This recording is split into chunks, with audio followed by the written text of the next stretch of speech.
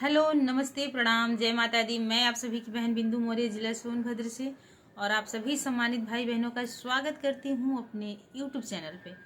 और उम्मीद करती हूँ कि आप लोग बिल्कुल जहाँ भी होंगे स्वस्थ होंगे, मस्त होंगे और अपने अपने कामों में व्यस्त होंगे। और आज मैं एक छोटा सा और बहुत ही प्यारा सब मज़ेदार नोकझोंक गीत लेके आई हूँ, और कैसा लगेगा कमेंट के माध्यम से ज़रूर बताइएगा। राती बलमुआ दिहले गारी हो, कैसा लगेगा आप लोग कमेंट के माध्यम से जरूर बताइएगा।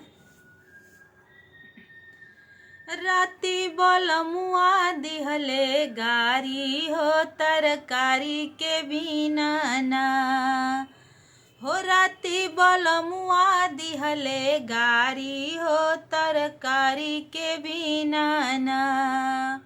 एक मैं गारी दिहले, दूसरा में मारी दिहले।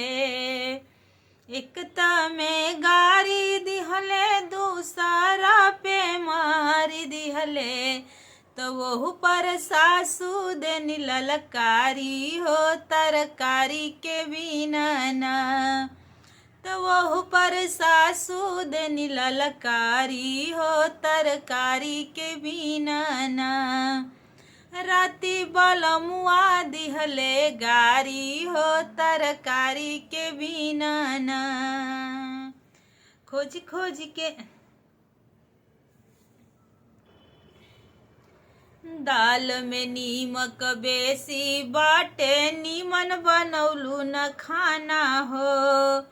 अरे दाल में नीमक बेसी बाटे, नीमन बनौलू न खाना हो। खोज खोजी कौनो बहाना, हमरो मरस बलमुआ ताना हो। बढ़ चढ़ के बोलिया बोले, छोटा की नाना दिया हो। बढ़ चढ़ के बोलिया बोले, छोटा की नाना दिया हो। तो वो पर देवरा करे फुटानी हो, तरकारी के बिना ना। तो वह पर देवरा करे फुटानी हो, तरकारी के बिना ना। राज चलावे घर में गोतिनिया, जुआ गइल बियाइल हो। 2-4 दिन में नैहर जाइब, भाई के बोलवाई हो।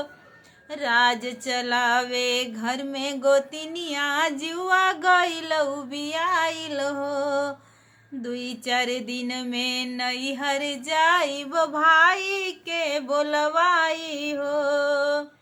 अरे छोटका से बड़का सबा हमारा पे भीरल बाटे। छोटका से बड़का सबा हमारा पे भीरल बाटे। तके कर सही हम फूटानी हो, तरकारी के बिना ना।